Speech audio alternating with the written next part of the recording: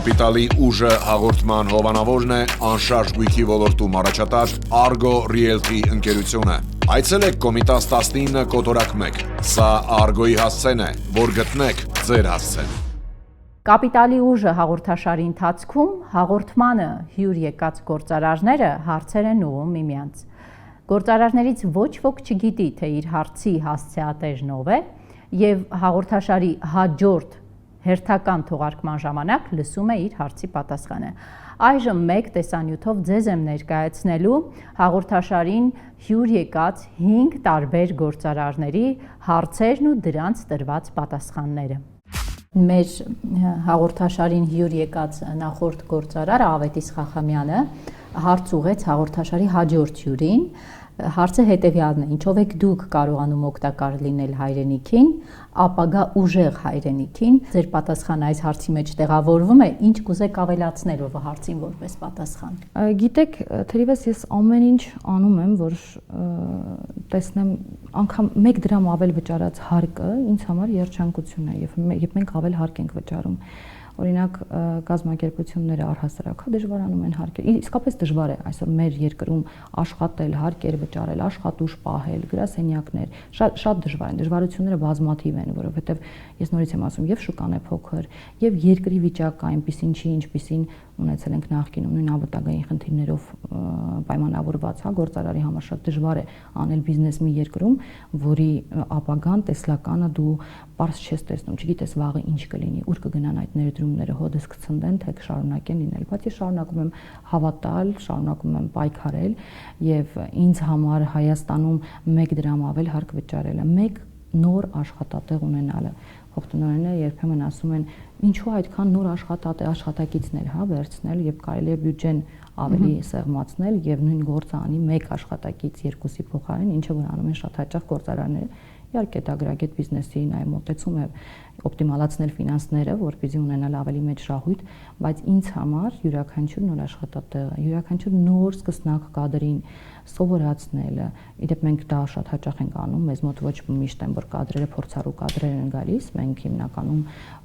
նախընտրում ենք ընտրել կադրեր, որոնց հիմքից սովորեցնում ենք, մեր մասնագետները 3-4 ամիս սովորեցնում են, տրեյնինգներ ենք անցկացնում, նոր վերցնում ենք աշխատանքի։ Իհարկե զուգահեռ նաև փորձառու կադրեր եւս ունենում ենք, բայց նախընտրում ենք սկսնակ կադրերին տալ հնարավորություն աճելու, աշխատելու մեր բիզնեսներում։ Եվ թերևս այսքանը կարծում եմ, որ Հայաստանի բարօրության համար ես բիզնեսի առումով այդքան անում եմ, բայց ես նաև այլ պարագաներում եմ ինձ որպես Հայաստանի համար կարևոր մարդ դրսևորել, փորձել եմ իմ հայրենիքի համար անել այնպիսի բան, որը որ շատ հաճախ ինձ ասում են, ինչպես համարձակվեցիր, ինչու արեցիր, չէ՞ որ դա կխանգարի, այո, քաղաքականություն, այն էլ ընդդիմադիր դաշտում ունենալով հաջողակ բիզնես, ծաղկող բիզնես, որտեղ որ իմ կարիքը շատ այդ ժամանակահատվածում կար եւ ես շատ գործեր կիսատ եմ թողել, չեմ նայել իմ բիզնեսի շահերը, ինձ այդ պահին չեն հետաքրքրել, որովհետեւ իմ հայրենիքի հանդեպ շահը ինձ համար շատ ավելի կարեւոր էր եւ իսկապես հավատով գնացել եմ քաղաքականություն, որ ինչ որ բան կկարողանամ փոխել։ Նորից կգնաք երբևէ։ Մտածել այդ մասին, չգիտեմ, ժամանակը ցույց կտա։ Տիկին Ստամբուլյան, ձեր հարցը մեր հաղորդաշարի հաջորդ հյուրին խնդրեմ։ Ոյ, դժվար հարց եք տալիս։ Ինչ կանեիք դուք որպես գործարար, ձեր բիզնեսից զատ, որ ձեր գործունեության ոլորտում, որտեղ որ գործունեություն եք ծավալում, առողջ միջավայր կարողանաք ստեղծել եւ առողջ մրցակցային ֆոն ապահովեք։ Ես հիշեցնեմ մեր հաղորդաշարի նախորդ հյուրի հարցը, հյուրը հարց է տալիս հաջորդ հյուրին, Հռիփսիմե Ստամբուլյանը ձեզ հարց է ուղղել, ինչ եք անում դուք մրցակցային դաշտ ունենալու համար, ձեր բիզնեսում, ձեր բիզնեսից դուրս մրցակցային դաշտ ունենալու համար։ Ավելի դաշտ ունենալու համար ոչինչ չենք անում, ուղղակի մեր ոլորտն ու բիզնեսը ուզում ենք դարձնենք, աշխատում ենք դարձնենք ամենաուժեղը։ Հենց ձևակերպեմ։ Իսկ հիմա ձեր հարցը հաջորդ հյուրին։ Իմ հարցը հաջորդ հյուրին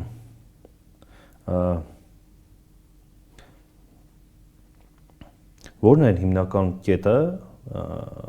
որը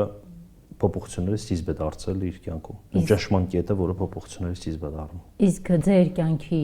հիմնական փոփոխությունների ճնշման կետը ո՞րն է դարձել։ Ոչ կոմֆորտ իրավիճակը։ Այսինքն դուք կյանքում թռիչք եք ապրել, երբ ամենավատ վիճակում եք եղել։ Միշտ, հա, միշտ։ Ու տենց ժամանակ առ ժամանակ ինձ անհարմար վիճակի մեջ եմ դնում, որ զարգանամ։ Այսինքն դա այսօրվա երիտասարդի համար զարգացման նախապայման է։ Ընդհանրապես բոլորի համար պետքա կոմֆորտից դուրս գնանք։ Պրինցիպ բան ասեմ, ինչ է նշանակում առավոտ ժամը 6-ին վազել։ Շատ վատ կոմֆորտից դուրս իրավիճակա, չէ՞։ Պարկացես տակ, պետքա դուրս գաս ցերտին վազես, չէ՞, սառոթին։ Բայց հենց տենց ես դու զարգանում, հենց տենց ես առողջանում եւ այլն, կամ մարզասրահ գնալը բան։ Ու տենց ամեն ինչն է երեկոյան 5-ից հետո չուտալ, չէ՞, կոմֆորտ չէ, ուզում ես գնաս նստես, պարկես, ուտես, բան սառանը բացես եւ այլն, բայց հենց այդ է զարգանալը, մարմինը պահպանելը։ Դե հիմա օրինակ նստեմ գիրք կարդամ, նստել գիրք կարդալ, ավոր ծանր զբաղմունք։ Հա, հեռախոսը թողնել գիրք կարդալ։ Հա, շատ ծանր զբաղմունք, պետք է նստել նույն դիրքով, բան, սենց կարդալ, բանից հեռախոսը պարկում ես, ոնց է ուզում ես արել։ Պարկած երես կարդում աշխերի ցավում է։ Այսինքն կոմֆորտ չէ, գիրք կարդալ։ Մենք դպրոցում բան սովորեցրել են մեզ, դժվարությամբ ենք սովորել, որ պետք է նստել սենց 3 ժամ կամ 1 ժամ սենց նայել ինչ-որ հատվածին։ Բարդ բան է, բայց զարգանում ես սենց։ Այսինքն ցանկացած զարգացման կետ գալիս է ոչ կոմֆորտ իրավիճակից։ Հիմա օրինակ ամեն ամիս 500,000 դրամ աշխատավարձ ստացող երիտասարդին, որին թվում է, որ ինքը շատ լավ կարգավիճակում է, ինչ եք ասում, ինչպես այդ կոմֆորտ զոնայից դուրս գա։ Պետք է հայտնվեն այնտեղ միջավայրում, որտեղ իրան կզգա Ավելի քիչ վաստակող, չէ՞։ Հա, շատ որտեղ 1 միլիոն վաստակողների կողքը։ Ցանկալի դոլար։ Այդպես որ հնարավորինս ինք իրան բանը զգա, էլի, հնարավորինս իրան ված զգա։ Այդ շատ կարևոր է։ Նույն մեր մանտաշանց ակումբի հենց դերն էլ է դա, էլի, որ մարդը ընդհանրեն տարեկան վաստակում է 1 միլիոն դոլար, բայց գալի, ասենք ինք թակավորն է իր միջավայրի։ Չէ, իր հարևաններ, բան, հարազատներ, բան բոլոր մոտ ինքը ամենաուժեղ դեմքն է, որտեղ ինքը այդքան վաստակում է։ Մեկ էլ գալիս է մանտաշանց, տեսնում է կողքին է ստացա տարեկան 10 միլիոն դոլար է վաստակում կամ 20 միլիոն դոլար է վաստակում տարեկան ու այդտեղ կոմֆորտ զոնայից սկսում է դուրս գալ արդեն իր միլիոնը իրեն չի բավարարում ինքը արդեն նպատակներ է դնում հասնելու համար դրա համար միջավայրը շատ կարևոր է նման տիպ միջավայրում հայտնվելը շատ կարևոր է հեշտ չէ էլի դրանց միջավայրում հայտնվելը ինչ է պետք այդ միջավայրում հայտնվելու համար ինչ նախապայմաններ են պետք դե պետքա հասկանաս օրինակ ավանդաշանց ակումբում չի կարող հայտնվի ենթադրենք չէ կարող է աշխատող օրինակ Դենց շուտ տարբերակներ պետք է գտնելի կամ մեծ ընկերություններում գնա աշխատող կամ դենց շուտ տեղ։ Բիզնես հարաբերություններ կառուցելիս ինչ երբեք չեք անում։ Չեմ խափում երբեք բիզնես հարաբերություններ կառուցելուց։ Եթե դա տվյալ պահին պետք է այդ սուտ օգնելու է, որ շատ ավելի լավ վիճակում հայտնվեք, անգամ այդ դեպքում չեք ստում։ Դե տեսեք, սուտ եթե սուտը էական է, ուրեմն չէ։ Եթե էական է եւ ազդում է, ու այդ չխապելը վերաբերում նաեւ մանրուքներին, այսինքն ժամանակին տեղ գալ, պունկտուալ լինել, ինչ որ բան ասել եւ անել, բանը շատ կարեւոր է հարաբերություններ կառուցելու վրա։ Աշխատում չասեմ բան է, տենց ինձ սրբի տեղ չտնեմ, բայց աշխատում եմ չանել, աշխատում եմ պահպանել այդ կանոնները։ Էլ ինչ կանոնի եք հետևում այդպես սրբորեն։ Հա, հարաբերություններ պահպանելու ժամանակ պետք է կենտրոնանալ նրա վրա, թե ինչ կարող եք դուք տալ, ոչ թե ինչ վերցնել։ Այսինքն, եթե մարդը կենտրոնանում մենակ վերցնելու վրա, տենց հարաբերություններ չեն ձևավորվում, դու պետք է կենտրոնանաս տալու վրա։ Ես օրինակ միշտ տալիս եմ, կապ չունի, գնահատում է, չի գնահատում, շնորհակալ է, շնորհակալ չի, կապ չունի։ Խոչընդոտ չէ դա։ Չէ, բացարձակ, այսինքն ես կենտրոնում տալու վրա, հնարավորինս տալ, հնարավորինս շատ առանց հետ նայելու։ Ու դա էլ է շատ օգնում։ Դա շատ օգնում, որտեղ երբ որ դու տալիս ես, ինչ որ ժամանակ հետո այդ էներգիան միշտ հետ է գալիս։ Ու էներգիան երբ որ դու տալիս ես, ինքը նաև հետ է գալիս։ Անձնական կյանքում եւս պահպանում եք այն սկզբունքները, որոնք գործական հարաբերություններ հաստատելիս են։ Անձնական կյանքում մի քիչ ավելի բարդ է։ Ինչով է բարդ։ Ինչով, որովհետև տղամարդիկ իրենք հիմնականում բան են, հատկապես բիզնես տղամարդիկ իրենք հիմնականում ոնց ասեմ ռուսերեն ասած դաստիգացել, չէ՞։ Ինչ որ կենտրոնանում են ինչ որ մեծ նպատակների վրա եւ այլն, ու այդ նպատակների ժամանակ հաճախ ընտանիքի նկատմամբ կենտրոնացվածությունը թուլանում է։ Այսինքն ֆոկուսը բիզնեսն է, ոչ թե ընտանիքը։ Այո, գործը։ Գործը տղամարդկանց մոտ հաճախ է դա, այսինքն դաստիգացել էլի, ինչ որ բանի հասնող տղամարդկանց մոտ հաճախ այդ խնդիրը կա, դրա համար պետք է ոնց անդլարվածություն է, պետք որ նաև կենտրոնաս ընտանիքի վրա։ Ձեր տեսլականի հետ կապված ասացիք նպատակը Մանթաշյանցի ամենամեծ բիզնես ակումբը դարձնելն է։ Չէ, միավորել հայկական տնտեսական ռեսուրս ամբողջ աշխարհով մեկը։ Միավորել հայկական տնտեսական ռեսուրս, որ մենք ահռելի մեծ տնտեսական ռեսուրս ունենք, մենք ոսկե սունդուկի վրա ենք նստած ու տեղյակ չենք դրանից։ Այսինքն դուք ուզում եք օգտագործել Սփյուռքի ներուժը, միավորել Սփյուռքի ներուժը։ Օգտագործել դες կոպտա, միավորել։ Դրա համար երկրորդ անգամ օգտագործեցի միավորել։ Միավորել Սփյուռքի, հա, մենակ Սփյուռքի չէ, հայկական ամբողջ նաև Հայաստանի, դες միավորել տնտեսական ռեսուրս հայկական։ Սփյուռքի ներուժը Սփյուռքում է, Հայաստանի ռեսուրսը Հայաստանում է։ Գործարարներ կան դժգոհում են, ասում են, այ Սփյուռքում այսքան ռեսուրս ունենք, ներուժ ունենք, բայց դա Հայաստանին իշա չի ծառայում։ Սփյուռքում ինքը իր համար գոյատևում է։ Դուք այս խնդրի լուծում ինչ կերպ եք պատկերացնում։ Տեսեք, այդ որ Հայաստանը չի ծառայում, այդ Հայաստանի խնդիրն է գլոբալ։ Թե Սփյուռքի։ Չէ, իհարկե Հայաստանի։ Սփյուռքը ինքնից կյանքով ապրում են, որտեվ Հայաստանինն է, չէ՞ պետք։ Եթե ձեզ պետք է որ ձեր համար ինչ-որ բան լավ լինի, ուրեմն դա ձեզ է պետք, էլի։ Գլոբալ Հայաստանի խնդիրն է, պետք է կարողանա լավ ներկայացնել, լավ առաջարկ ստանալ, լավ սերվիս անել այդ մարդկանց, որ կան։ Միջին վիճակագրական հայրենասեր Սփյուռք հայ մի երկու անգամ գցվել է Հայաստանում։ Դա նշանակում է պետք է նեղանալ Հայաստանից։ Շատերի համար այո։ Ասենք չես կարող ասես որ դու քեզ ինչ որ մեկը խապի, դու շարունակի այդ մարդուն բանը, չէ՞։ Կարող Հայաստանը չեն նեղանում, չէ՞, ուղղակի գործ չեն ուզում անում Հայաստանում։ Ինձ հիմար չեն ուզում զգամ։ Հիմա դուք այդ խնդիրը գալիս են հայրենի գնում են, բայց գործ չեն անում Հայաստանում, ներդրում չեն անում Հայաստանում։ Դա շատ մարդ եմ հանդիպել։ Այդ խնդիրը փորձում եք Մանթաշյանցով լուծել, թե ոչ։ Իրականում ըստեյության լուծում է միջանձնային հարաբերությունների հիման վրա, անցյալ տարի մոտ 20 միլիոն դոլար մեր ակումբականները Հայաստան ներդրում են արել։ Դրսից 20 միլիոն դոլար Հայաստանում ներդրում։ Որ ոլորտներ գնաց այդ 20 միլիոն դոլարը։ Տուրիստական, հյուրանոցային ոլորտ, ռազմարտությունաբերության ոլորտ։ Ռազմարտությունաբերություն անգամ։ Այո, իհարկե ամենամեծ կտորեն տեղ գնաց է բան։ Որն է եղել քո կյանքի ճնշման կետը։ Դու ըստ էության որոշակի առումով դրան պատասխանեցիր, բայց այդ պատասխանին ունես հիմա ավելացնելու բան։ Ինչ արժան ճնշման կետ։ Ճնշման կետը, որից հետո դու թռիչք ես ապրել, որն է եղել։ Մի առանցքային դրվագ։ Եթե վերջին շրջանի մասին ասենք, դա Արմատի փակումն էր, որը էմոցիոնալ առումով շատ ծանր էր իմ համար, մի երկու օր, բայց ինքդ ինձ լավ բան հետևից տվեցին, դա գնա առաջ։ Այդ ազդել։ Իսկ դու ինքդ ինչ հարց կտաս մեր հաջորդ հյուրին։ Հաջորդ հյուրին չգիտեմ ով է, հա ինքը։ Դու չգիտես, այո։ Ես չգիտեմ ինքը։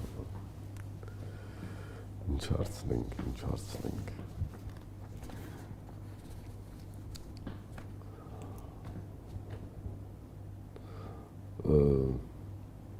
Ոնց է դուրս գալիս ճգնաժամերից։ Ֆինանսական։ Դու ինչպես ես դուրս գալիս ֆինանսական ճգնաժամերից։ Բոլոր հայտնի հնարավոր մեթոդներով։ Եթե խոսքը գնում է բանի մասին, օրինակ այդ հայտնի կասովի ռազրվի մասին, ապա այդտեղ բոլոր ձևերը ընդունելի են, ասում եմ, պարտքով փող, վարկով, չգիտեմ, տուն, մեքենա ծախելով, ընկերներին դիմելով, ոսկեղեն լոմբարդ դնելով, սաղ բոլոր մեթոդները պետք է կիրառել այդ վիճակից դուրս գալ։ Իհարկե, եթե դու հավատում ես քո բիզնեսին, էլի։ Եթե չես հավատում, մի արա, դուրս արի գնա ուրիշ բանով զբաղվի։ Բիզնեսի մասշտաբայնության համատեքստում դուք օրինակ գործարար եք, որը մտածում է միայն բավարարվել Հայաստանով, թե բիզնեսի ծավալներ ընդլայնել ու դուրս գալ նաև Հայաստանից դուրս։ Աշխարհ, իհարկե։ Ինչ եք առաջարկելու աշխարհին։ Հայկական խոհանոց։ Հայկական fast food։ Ինչով է ինքը առանձնահատուկ, որովհետև արդեն խոհանոց եւ fast food աշխարհին առաջարկողներ շատ կան։ Այդ դուք ինչպես եք այդ մշակութային համակարգով իրա ներքին արտադրական համակարգով առաջին հերթին ծավալման ունակությունով, որովհետև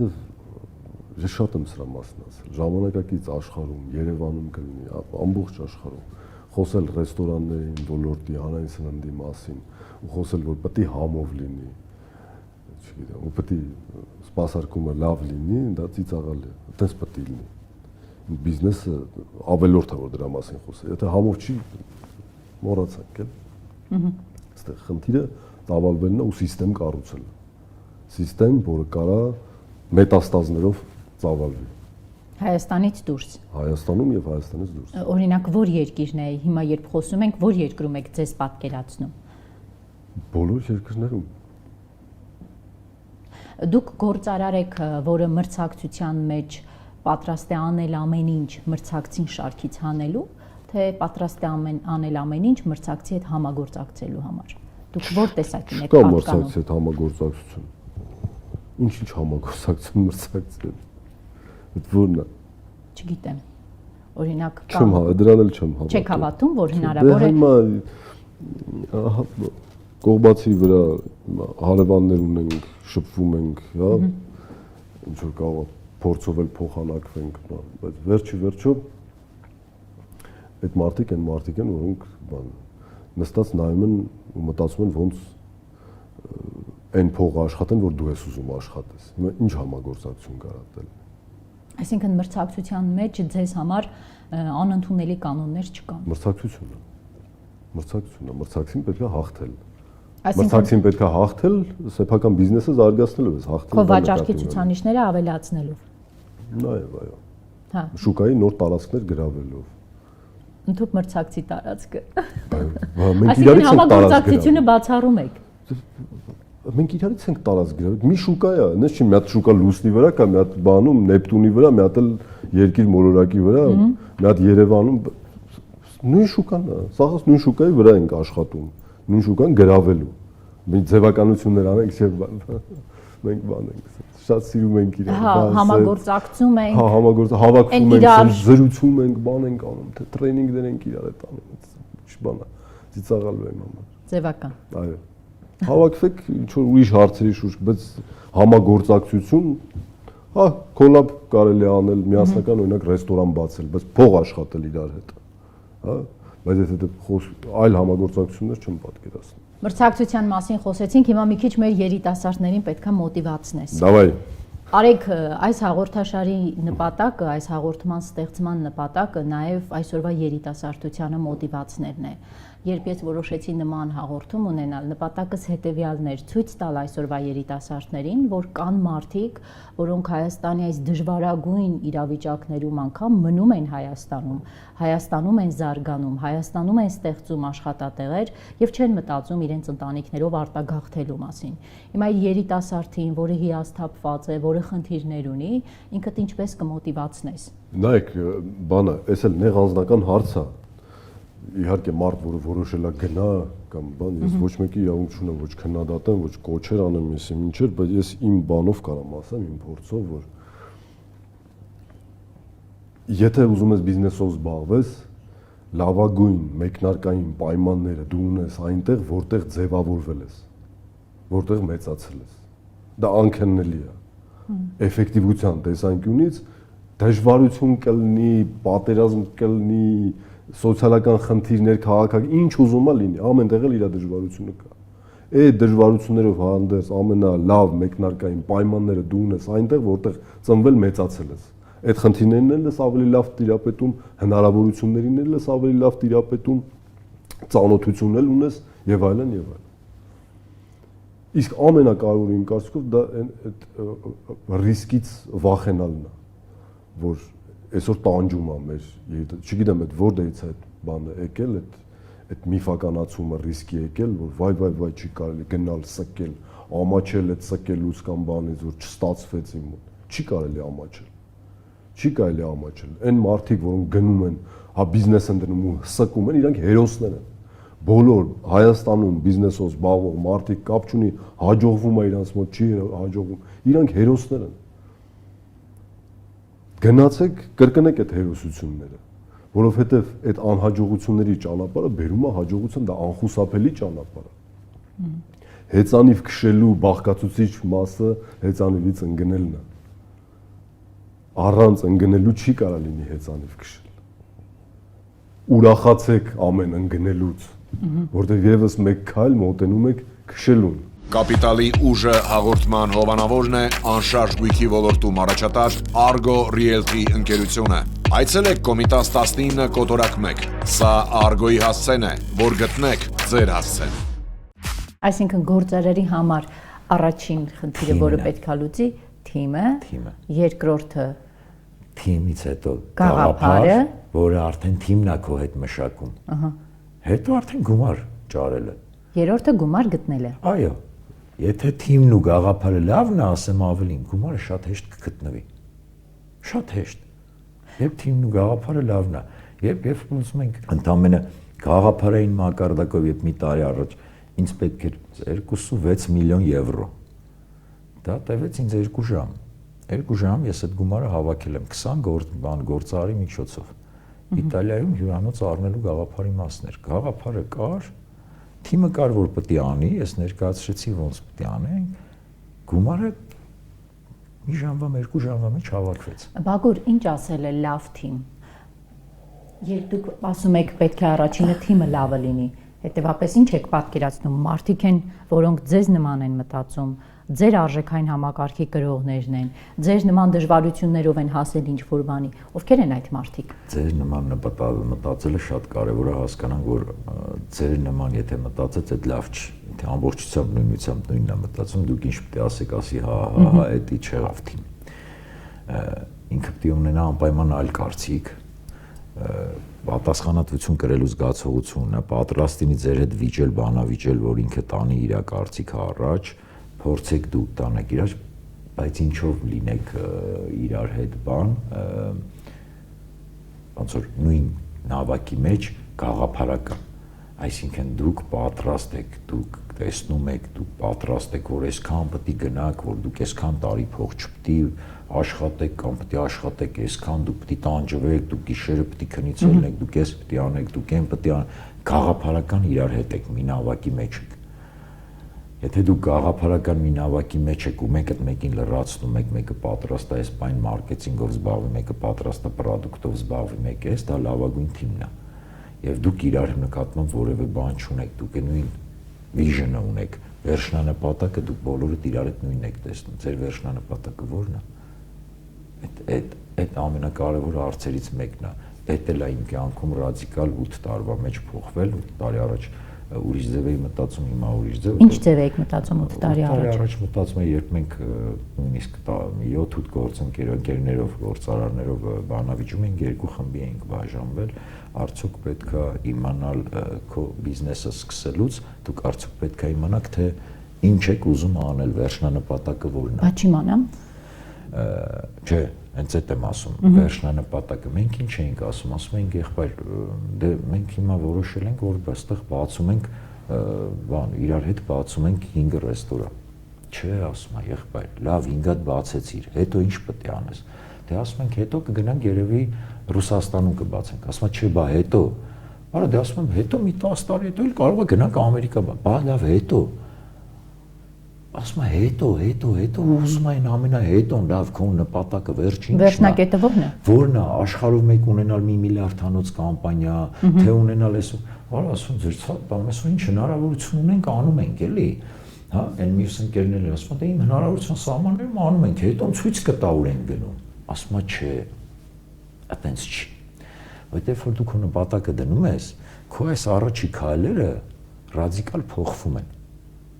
Հա? Այսինքն եթե մենք հիմա որոշել ենք, որ պետքա իրար հետ գնանք օրինակի համար նոյեմբերյան, մենք իրար հետ որոշում ենք, որ գնում ենք հեծանիվով նոյեմբերյան, նստում ենք հեծանիվ, մեզ ինչա պետք, ճանապարհին հաշվում ենք, որ մեզ պետքա բրդուճ, մեզ պետքա վերցնել բան, ջուր 3-4 հատ դնում ենք հեծանիվի մեջ, բան, պետքա քշենք 2 օր, մի հատ էլ ենթադրենք գիշերակացի համար հյուրանոցում մնալու գիշերակացի բան կամ մի օրում կհասնենք, օրինակ քշեցին գնացին։ Մեկ էլ նոյեմբերյանից որոշում ենք, որ չէ պետք է Թիֆլիս գնանք։ Այդ բանին որոշում ենք, եկել ենք, տեսել ենք հեշտ էր, ստացվեց մեր մոտ, ուզում ենք Թիֆլիս գնանք։ Մենք անձնագիր չենք վերցրել Երևանից։ Հա, իսկ եթե սկզբից որոշենք Թիֆլիս ենք գնում, որ պետք է Թիֆլիս գնանք, մեր քայլերը ռադիկալ փոխվելու էր։ Այսինքն, եթե մենք որոշել ենք, որ մենք պետքա գնանք, օրինակի համար համաշխարհային բրենդ դառնանք, եթե մենք որոշել ենք գնանք եվրոպական շահում, միգուցե դեպքում էս ոչ թե պետք է այդ դեպքում հայկական օրենսդրությունը նստել ուսումնասիրել, ժամանակը ծախսել ֆրանսերեն սովորելու վրա։ Օրինակ, հա, հասարակ բաներ են, բայց սրանք քո քայլերը լրիվ փոխում են, եթե դու ունես վերջնանպատակը բիզնեսիդ։ Հիմա ձեր վերջնանպատակը ո՞րն է։ Ունենալ մի քանի միլիարդանոց կամպանիա։ Արտլանչի տեսքով, թե այլ ներդրումներ եւս պատրաստ եք անել։ Այլ բան տեսքով։ Մեր նախորդ հյուրը Քամաչա ռեստորանի հիմնադիր Արեգն էր եւ ձեզ հարց է ուղղել, հարցը հետեւյալն է. ինչպես եք դուք դուրս գալիս ֆինանսական ճգնաժամերից։ Առանց իմանալու, բայց այնպես մարդու է տվել, որ մի քիչ բանը լավ չի ստացվել, որովհետեւ իմ ֆինանսական ճգնաժամը ընդհանուր է երկրի ձեր ֆինանսական ճգնաժամերի ձեր իմ ֆինանսական ճգնաժամերը ոնց է եթե հարցը գնում է նորից եմ ասում եթե դուք կորցրել եք ֆինանս որը հնարավոր է հետ բերել եւ նույնիսկ հնարավոր է շատ արագ հետ բերել ես նորմալ նա ֆինանսա կորել է հետ կբերենք աշխատենք դուք աշխատող եմ հա ձերքս կոտրվել է չէ փառք Աստծուն այսինքն հիվանդացել եմ չէ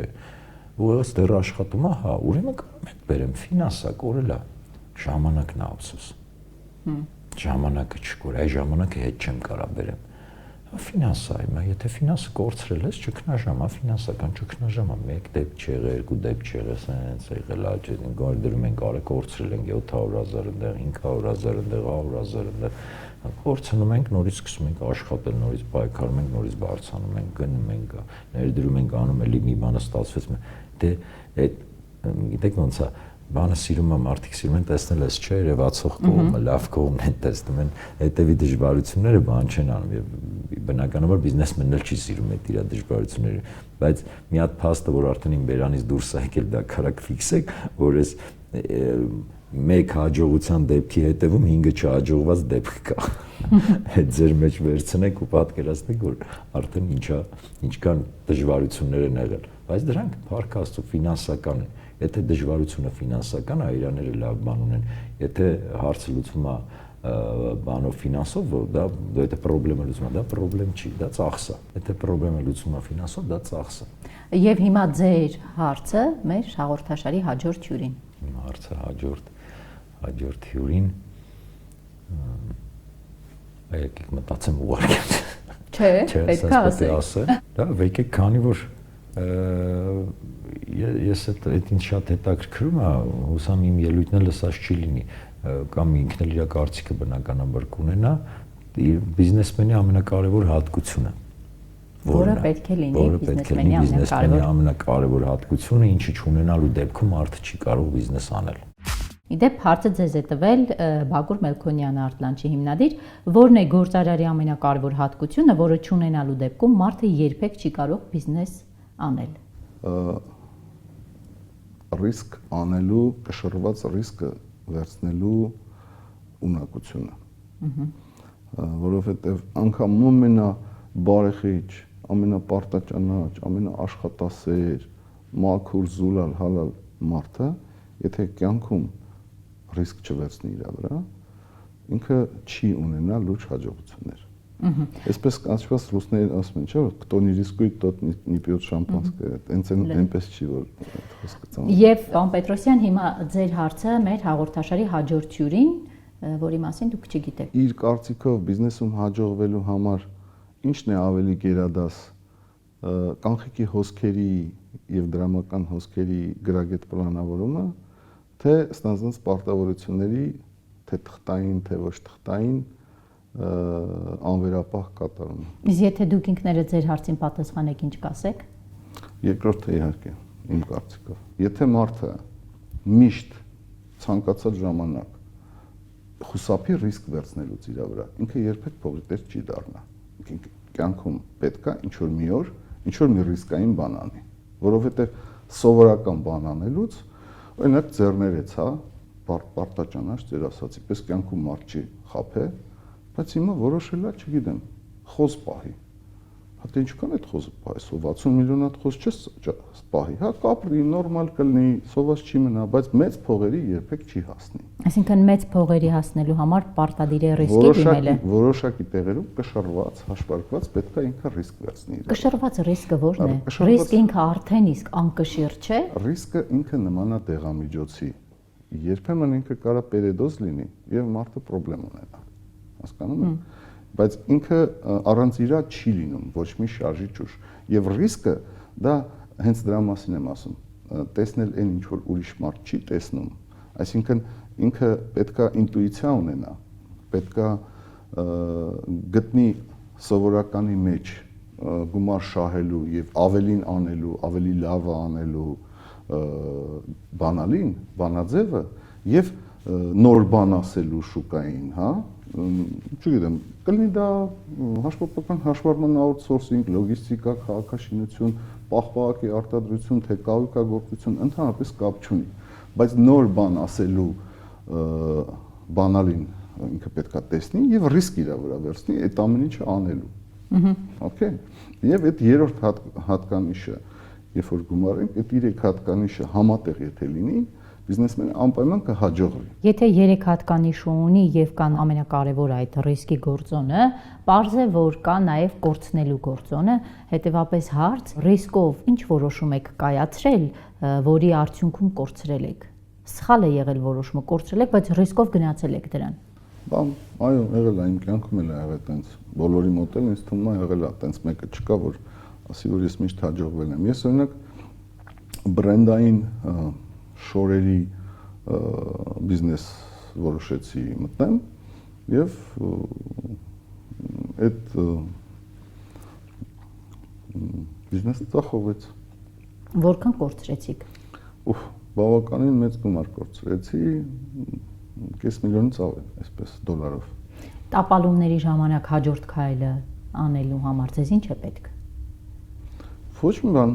ռուսներն մի հատ լավ խոսք ունեն, ասում են, «Всё, что нас не убивает, делает нас сильнее»։ Այսինքն ձեզ համար տապալումը փորձ են Նոր փորձ է, իհարկե։ Անկախ նրանից որքան կորցրեցիք։ Դե Փառք Աստծո չսպանեց, նույնիսկ եմ ասում։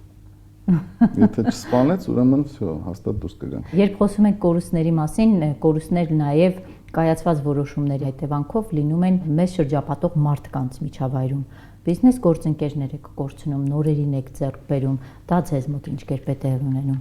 Փառք Աստծո, չեմ կարող ասել, որ տենց ինչ որ կորուստներ ունեմ այդ տեսանկյունից, իհարկե եղել են գործեր, որտեղ եղել են գործընկերներ, որ ճանապարհ են գնացել, հետո որոշել ենք չգնանք։ Ինչից եք խզում ձեր հարաբերությունները։ Ծրագրային ա եղել, ընդհանրենք պետք է որոշել ենք, որ պիտի այս ապրանքը առնենք, բերենք ստե ծախենք, փողը կիսենք, առնենք, բերենք, կիսել ենք, վերջ բրծավ։ Այսինքն գործարարը իր բիզնես գործընկերներին ընտրում է դարձյալ այդ 4 հաշվարկներով։ Չէ, տեսեք, գոյություն ունեն նախ պետքա շատ պատասխանատու լինես բիզնես գործընկերին ընտրելու ժամանակ։ Ինքը ամուսնանալու նման բան է։